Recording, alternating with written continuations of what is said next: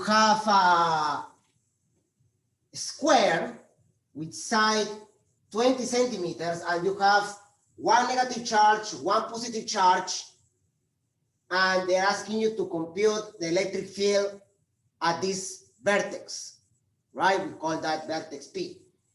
So to find the electric field, we need to use this equation, and we need to be careful with the signs of the charges, and then we find the vector addition, and then we can find the magnitude of the electric field, right? So whenever you have a negative charge and you want to look at the electric field at this point, well, this looks like, okay? So it's an electric field going towards the charge because the charge is negative. And I can call this E1 vector. Then I can take a look at the 6 microcoulombs, which is positive, of course, and at this point, it will be like this. So this problem actually was easy because both are perpendicular. So you don't have to worry about angles in this problem, right? You do have to be careful with the directions when you write a final answer, but there's not really components like the problem we did at the end of last class. Okay, so if I have this and this is a square, then we know this is 20 and 20, right? We are going to now we're going to find the magnitude of E1, and then also for E2. Now, as I said, right, we don't carry the sign. So for E1, I just write the column constant K times 4, right, and divided by 20 centimeters, which is 0.2 square.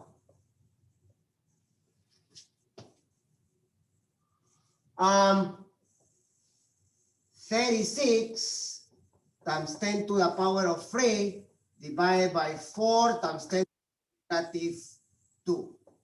So if I do the math here, I get 9 times 10 to, so newtons per coulomb. Something that I want you guys to see is that it's very common to find electric fields that are large.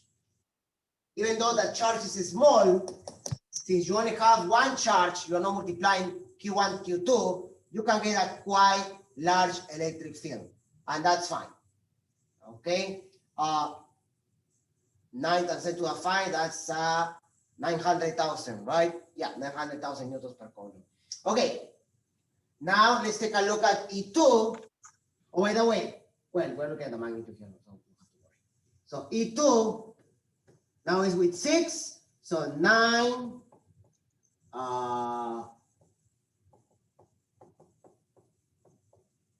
divided by 0.2 squared.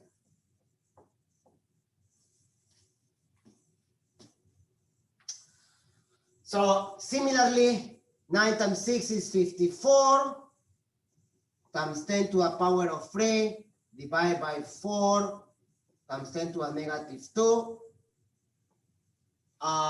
54 divided by 4 is 27 divided by 2, that's 13.5. So 13.5 times 10 to the 5. And I leave it with the same power of 10 to make it easier for the final calculation. So I found E1 and E2. So the vector, the answer for this in vector form will just be this. 9 times 10 to the, well, look, 9 I minus 13.5 J, parenthesis, what's the common factor? 10 to the 5, that's why I left it like that, newtons per coulomb. There. That's in vector form. However, in the exam, I remember I asked them to find the magnitude of the electric field. So if you have E1 and E2, you can easily find the magnitude by using Pythagoras. Magnitude will be like this. That will be the E at point P, the resultant. So let's go in this space. The electric field at P, the magnitude will be 10 to the power of 5 square root of 9 squared plus negative 13.5 squared. It doesn't matter if it's positive or negative because the square will make it positive, right? So 10 to the 5, parentheses, and then in that case we have to use the calculator, right? Let's see. So I have 13.5 and 13.5 plus 81 square root. I get 16.22. So all this is 16.22. So the answer I wrote, or the correct answer will be 1.6 times 10 to the 6 newtons per coulomb, or 1.6 mega newtons per coulomb. Remember, mega means a million, 10 to the 6, right? So correct, and that is also correct. This is a vector form though. Professor. Yeah. So the way you are saying that you're going to ask for the magnitude, you can ask for the direction as well too? Yeah, but I normally don't do that. We're just going to stop it. Yeah. Okay, for the magnitude. Thanks. Yeah, normally in the problem they ask you for the magnitude only. If I was asking for the direction, then you will need to go back here and do the arc tangent of minus 13.5 divided by 9. And obviously it's going to be negative, this angle there. Right? Any other questions? So as you can see, right, it doesn't really take much time. I mean, it's just those two equations and then just using what you did last semester on Physics 1, which was addition of vectors, in this case perpendicular to each other. Okay. All right. Can you show the equations real quick, Professor? It's cut off. Here. There. All right, thank you, Professor. So what I want to do now is another application for electric fields, which is the electric pendulum. And that problem is in the web assignment. So you want to pay attention on how to do this. I want to change the numbers, but doing it on the board, and you can do it in the homework. And I have actually placed a similar problem like that in the test in the past, right? Because it actually uses what you did last semester on physics. So let's see if you guys remember. Okay, I want to erase this now. Are there any questions before I erase?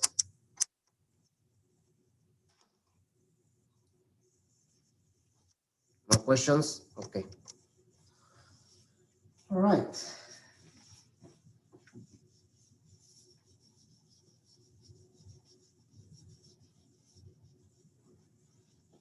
Okay, well, some of you are probably writing that down. I'm gonna just start doing that drawing here. So the situation is as follows. You have here the ceiling, and they draw you the vertical axis, and you have here a pendulum. Now, this pendulum is slanted. It's being pushed to the right. Some angle that I'm going to say is 30 degrees. So let's use one of those ideal triangles. And they give you the mass equals to 2 grams. Pay attention, be careful with this, 2 grams. They also tell you that the reason why this is being pushed to the right is because there is an electric field pointing to the right. And the electric field has a magnitude of 2 times 10 to the 5 newtons per coulomb. Actually, no one I used to in that case. There's a question here. Oh, okay. No, that's too much. Let's make it 4 times 10 to the 3. There.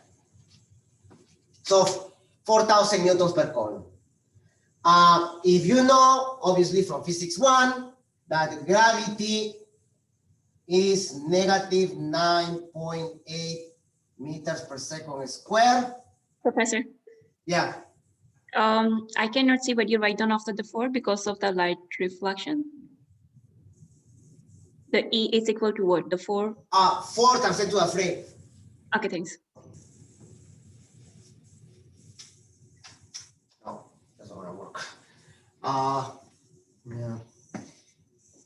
Yeah, that's 4 times 10 to the 3. Let's maybe do this.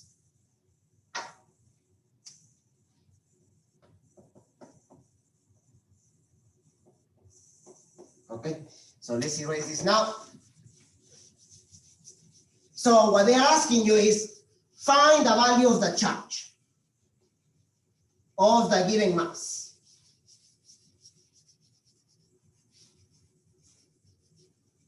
So this has mass and charge Q. That's your unknown. Okay. So from the definition of electric field, we know that the electric field is the force per unit charge, right? So if there is an electric field, there is a force acting on the charge here.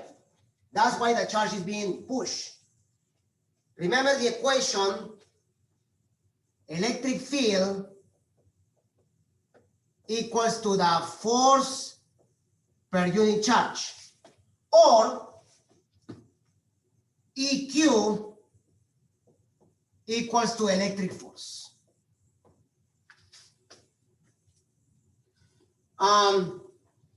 So now, by the way, this system is in equilibrium, okay? That's important.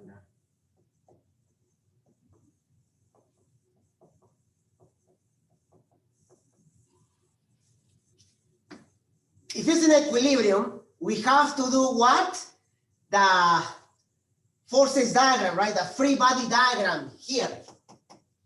So now you have a mass, 2 grams. So actually gravity has some sort of, so gravity will exert a weight, a force of gravity, right?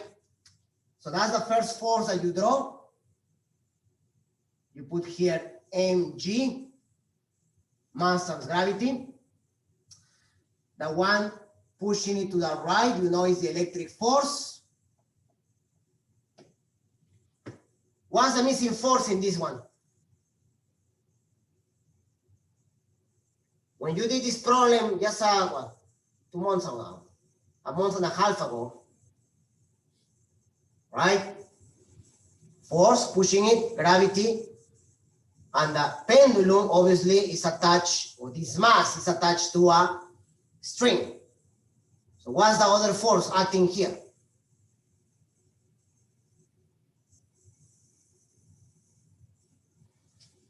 Is the tension on this guy. We just call it T. I'm pretty sure you have seen this at least twice, right? So there is tension, force, and weight. I will need to complete this triangle, make this 90 degrees, 90, 30, 60.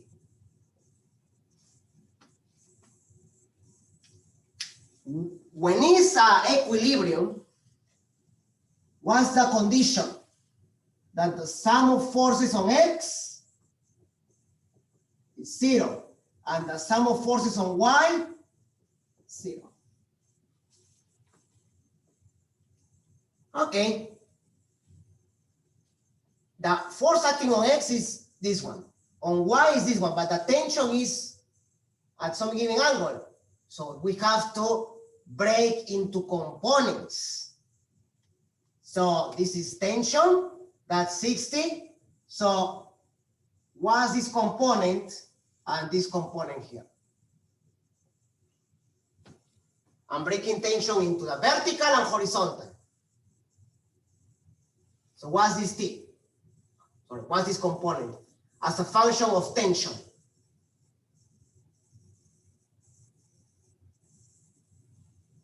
Right, you have this.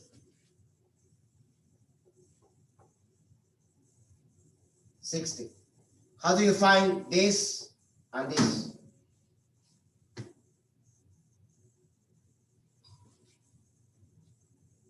That's what we did vectors on the beginning of last class. T cosine 60. T sine 60. Right?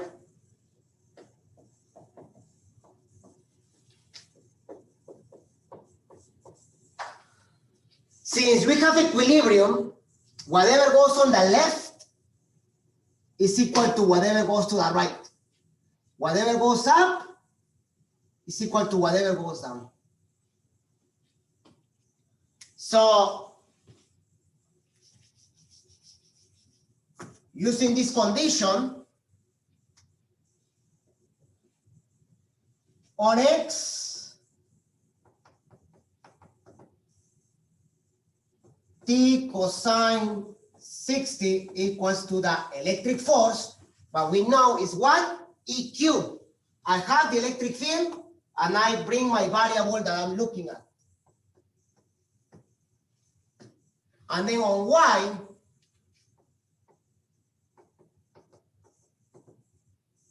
T sine 60 equals to mass times gravity.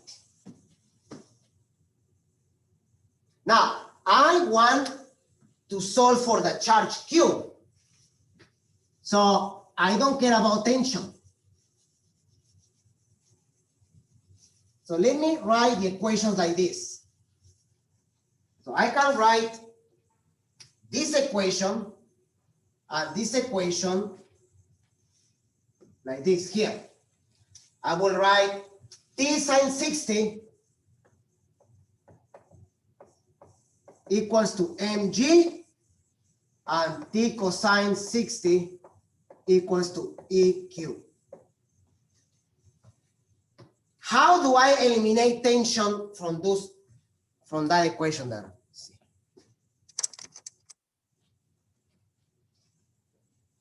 How do I eliminate tension? Can you solve for mg? Huh? Can you solve for mg like 9.8 times the mass? You And then could.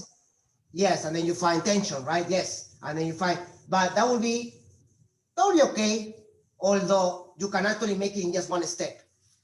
What if you do this?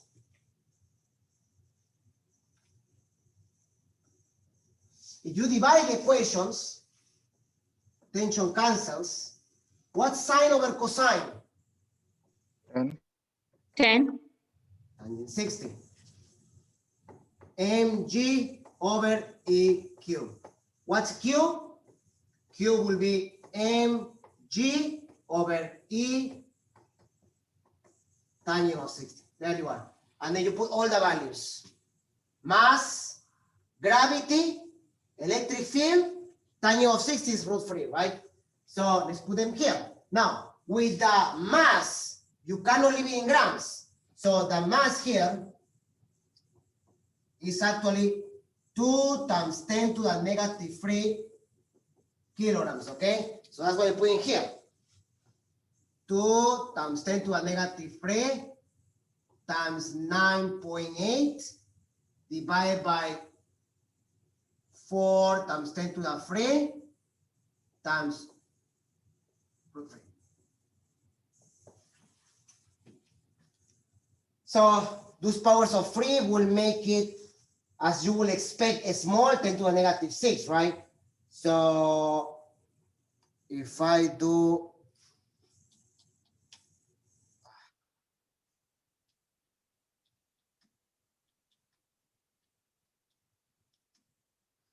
2.83 times 10 to the negative 6 coulombs. That's what I get here. So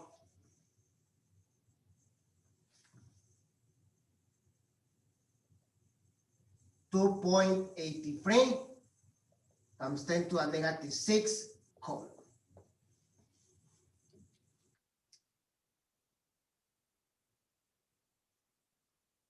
I'm pretty sure if you guys are already in the web assignment, you've seen this problem. There is problem number 8, I think. Okay. Any questions?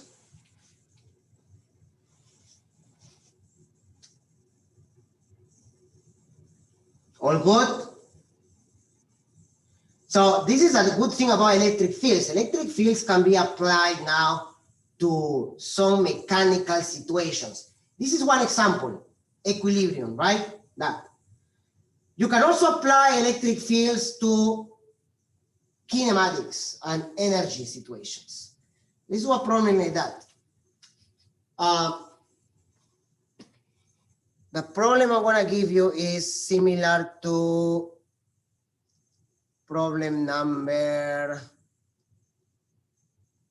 7, or actually 5, right? An electric field normally is used to accelerate subatomic particles, especially protons and electrons. So I'm going to give you a given charge, not necessarily a proton and electron, and we are going to analyze several parameters given an electric field. Okay, that's sort of what happens with a Van de Graaff generator. A Van de Graaff generator is a device that I hope I don't have in this lab. I have in the other lab, but it's just like a non-conducting cylinder, and then you have like a dome, metallic conducting dome, hollow, and you have a belt inside. And then as you turn it on, the belt starts moving and rubbing against a conductor, and that creates, as you know, charge. But because the dome is a conductor, that charge goes to the surface, and then you start seeing sparks, right? And if you have charges, because normally Van de Graaff generators can generate hundreds, or in some cases thousands of volts. We haven't really talked about that yet, but is directly related to the electric field. Then you can accelerate charges like that. Okay, so let's do that example now.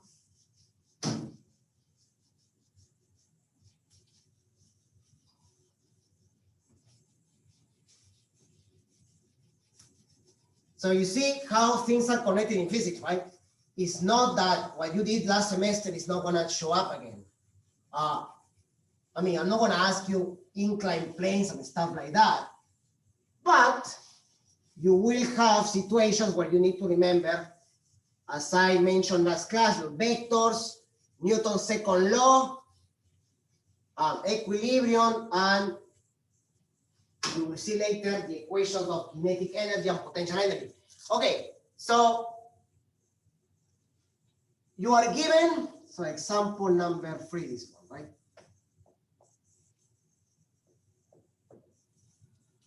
You are given a charge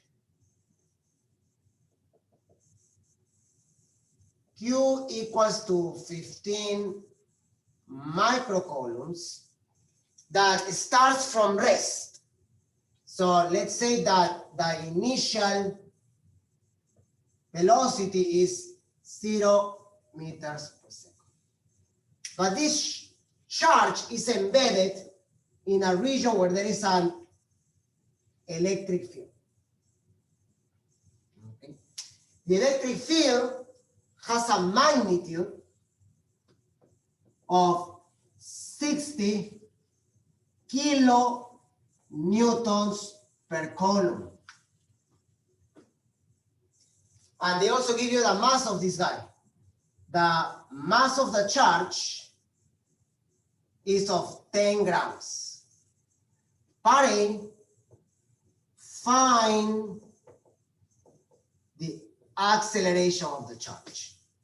Part B, find the velocity after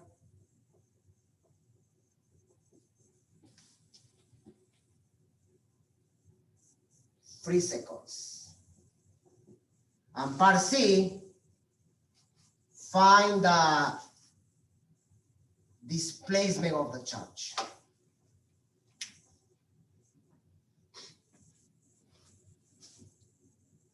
It's a typical problem on this chapter as well.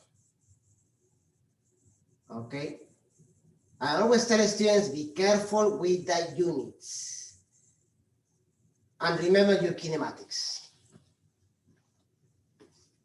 All right. So if the charge is now accelerating, how can I find the acceleration? What idea? What will be your first attempt?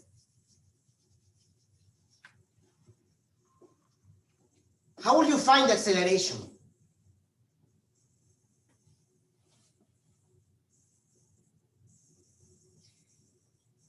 What? Velocity and time, Hmm? using velocity and time. Yeah, but you don't have the final velocity.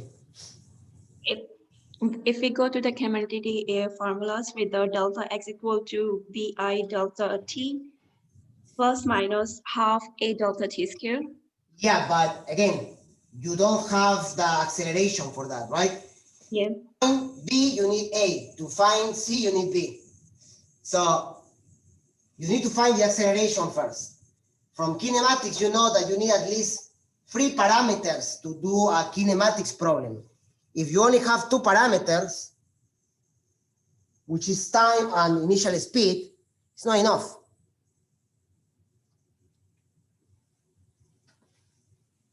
So think about this situation. You have an electric field accelerating a charge. Why does an electric field accelerate a charge?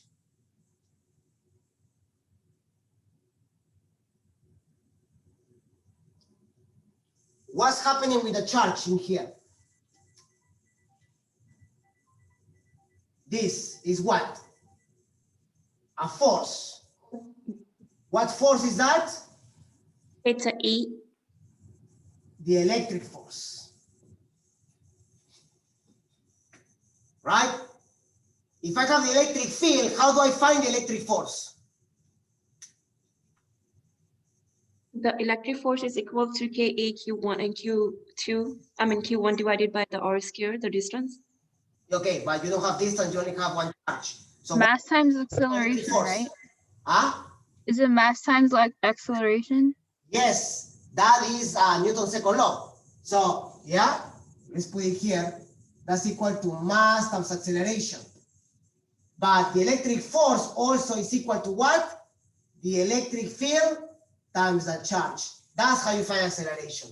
Because you are given E, you are given Q, and you are given the mass. So you use Newton's second law to make these two equals to each other. So part A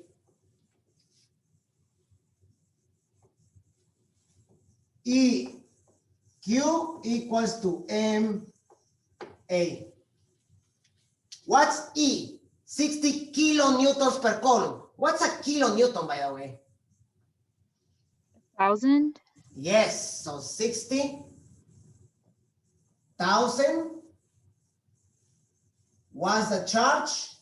15 micro. What's the mass? 10 grams. So again, like I did before, convert to kilograms, convert to coulombs, to newtons per coulomb. So the acceleration will be meters per second squared.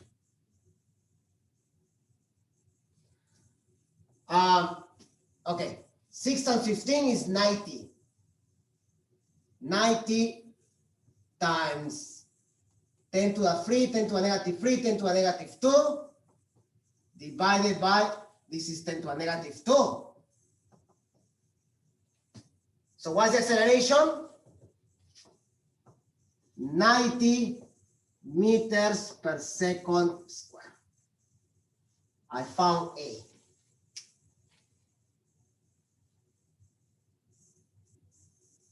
Okay.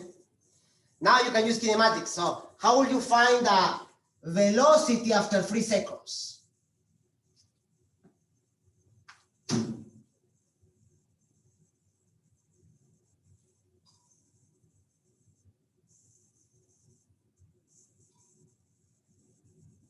Just use acceleration equals final velocity minus initial velocity over time.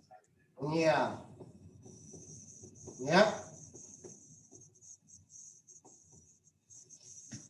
90 times 3 to 70.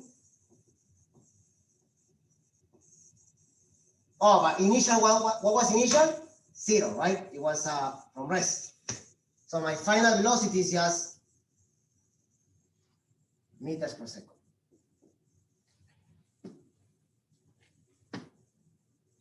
How do I find the displacement? I don't think I put this equation last class. So there is an equation that you can use only when the acceleration is constant, again. If A is constant,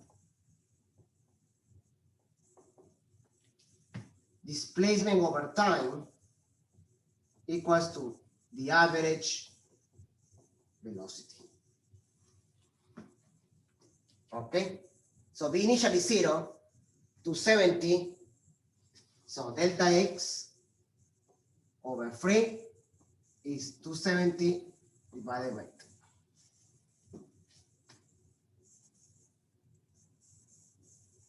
And I believe that 405 meters.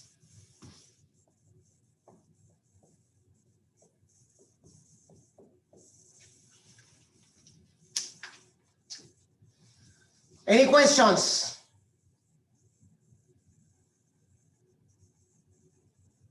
So not just vectors, right? Kinematics and some of these equations now, EQ, very important. So remember this, right? Force, electric force per unit charge is the electric field. It's another equation that you need to remember or have there in your equation sheet. We use it twice for the pendulum and for this problem. Now you can, well, we have to talk about Gauss's law. That will be next class. But you can do now almost all the homework with what we did today. And these two problems and the problems from last class, the one on the line, we are very similar, almost identical to the ones in web science. So you can do already like 5, 6 problems, no issue, no problem. Just be careful with the units, with the numbers, okay? Let's do another problem using vectors now because it's good, we have some more time. Or do you guys have any questions about this or any requests?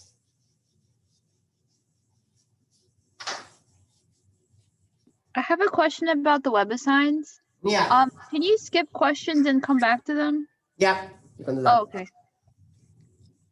Of course. Yeah. Question 1 is easy. Question 2 is similar to the one we did today. 3 is almost identical to from last class. 5 is like this one. 6 is about electric field lines. 7 is similar to this. We have to talk about flux, so that 8 you cannot do yet. 9 is similar to last class. And 10 is the electric pendulum, actually. So let's do one with vectors. I'm just thinking, oh yeah, this one. So, yeah, let's look at that. Okay, so another one you can have is an equilateral triangle. So this will be example 4, right?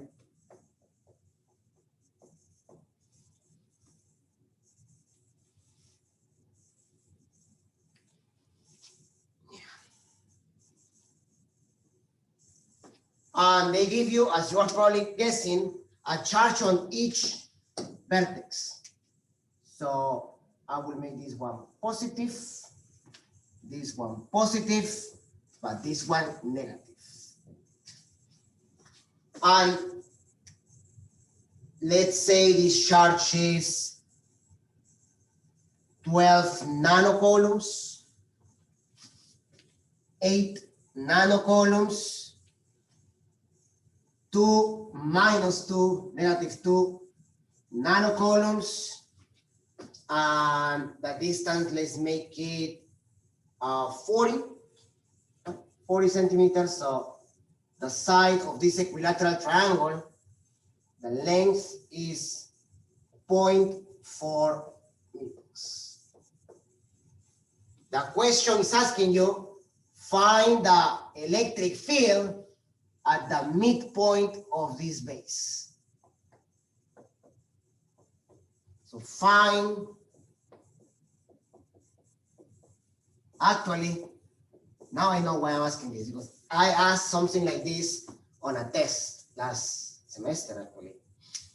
Very similar. Different numbers, of course. So find the electric field at the midpoint of the base. If this is equilateral. All right. So in a problem like this, the first thing you want to do is you want to draw the height. Because in an equilateral triangle, the height goes directly on the midpoint of the base. And we know in an equilateral triangle, this is 60, this is 60, and this will be 60. But the height is the bisector, the median, and the, I don't know how you call that, but it's all the lines at one. The bisector here, right? The one that bisects the sides, I don't know. It's the bisector, the median, and the height. So it's steady and steady. So you have your special triangles there again. This is 0.4. If this is the midpoint, this is 0.2, and this is 0.2. So look how I do this problem, right? I first label and complete all the required information. And then I start doing the math and the physics. So this is the distance between there. This is the distance between this and P, but I need this distance as well, right? 0.2, 0.4. You can use Pythagoras, or you can remember 1, like root 3, like 2. So this is 0.2, this is 0.2 root 3, this distance. Okay. And now I finish labeling this. Almost, I now have to put the electric field directions, right? So we can erase this for now. And this is positive and this is positive. So I would suggest you be very careful. The electric field for this guy is like this. Let's call this E1.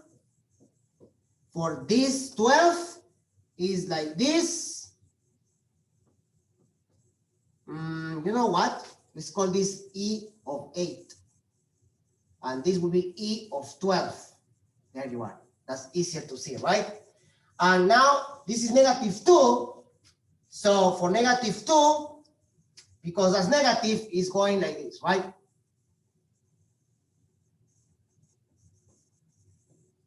E of -2. So that's good because this force, sorry, this electric field is perpendicular to that. There are no components. You only have to be careful that this is going to the right, this is going to the left. So the resultant on the x-axis is the subtraction between this minus this. And this is just by itself, right? So you can write it on vector form. Now let's find each of those magnitudes. E1, sorry, E of 8, E of 12, and E of -2.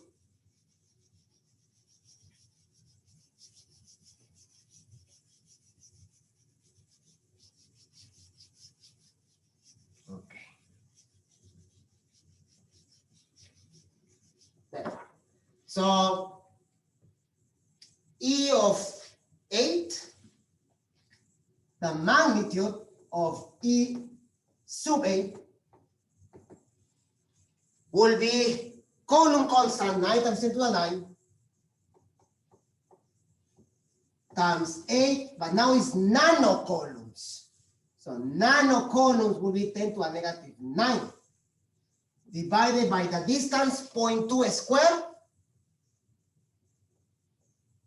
So if I do the math here, 9 times 8 is 70. Oh, by the way, 10 to the 9, 10 to the -9 disappears. And then you have here 72 divided by 4 to the -2. And I believe 72 divided by 4 is 18, right? Yeah. So 18, 10 to the -2 goes up as 10 to the +2, so 1800 newtons per coulomb. That's E8. Now I'm going to find E12. You also may want to write this. So you know it's going to the left. Yeah, it's a good idea because now E12 is going to the right.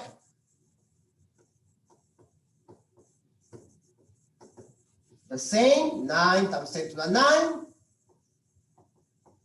12 -9, divided by the same distance, 0.2 square. That cancels. 9 times 12 is 108, divided by 4, 10 to the -2. 108 divided by 4 is 27. 27. So 2700. So this will be 2700 to the right newtons per coulomb. So there is more going to the right than to the left, and the resultant will be 900. That's good. Okay, E to the -2, E of -2, sorry. E of the charge -2 nanocoulombs is 9 times 10 to the 9 times 2 -9, but now the distance is this guy, 0.2 √3 all squared. So when you do that, be very careful because you want to write it like this, all squared. This disappears, 9 times 2 is 18. And here, this will be 0.2 squared is this. But when you square √3 is 3. 3 times this is 12 times 10 to the -2. Divide 9, 96, 52, that's 1.5. So 1.5, 1.5 times 10 to the square, so that's 150. 150 newtons per coulomb going up. Perfect, right on time. So I think it would be a good idea if you find the magnitude as part of like your work. I'm just gonna write you here the vector form, and I told them that I was accepting this as a right answer. The electric field at P, at least the vector form, will be what is right minus what is left. 900 I plus 150 J newtons per coulomb. There it is. All right. Are there any questions?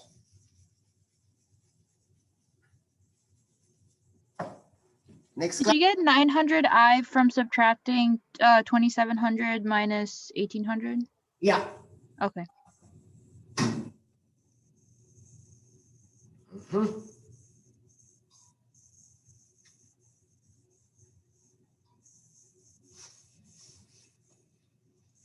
Next class, I'm going to talk about flux, electric flux, electric field lines, Gauss's law, and then we can start going into the next chapter.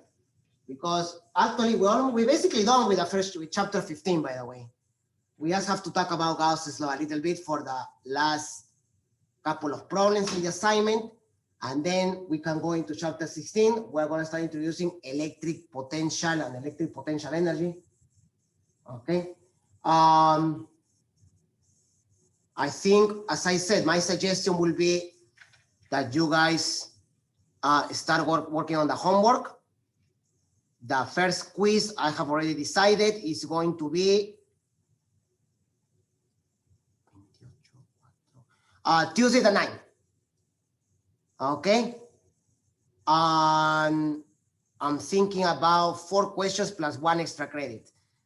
We'll see how you guys do like that with that. Okay. It should start on that Tuesday at 7:40, 7:35. We'll see. Okay. Remember, if you do the homework, if you're following the class, and oh, by the way, please don't go because I have to now put the attendance here. You should be more than fine. The quizzes actually are very simple. It's the tests, the ones that I like to make them a bit more challenging. But you have more time for a test. No? Okay, so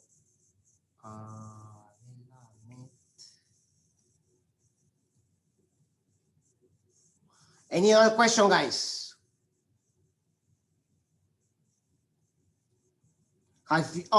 Have everybody enrolled or registered into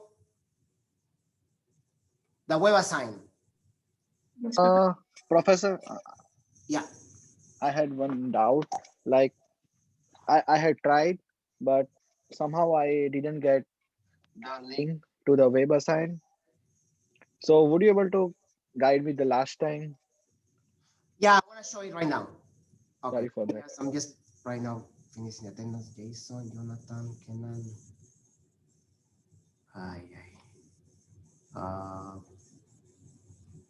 Kenan, Jason, Nestor, Pedro, Olivia. Okay, Olivia, Pedro, Prachi, you're here, right? Pranav, Nestor, and then, okay. I want to tell you who I didn't see. Let me know. Is Jonathan here? Jonathan Martinez? Yeah. Yeah. What about Given Prejil? Yes. All right, yeah. Jas Patel? Okay, not here. All right, so only one missing. Okay. I'm going to stop the recording now and I'm going to show you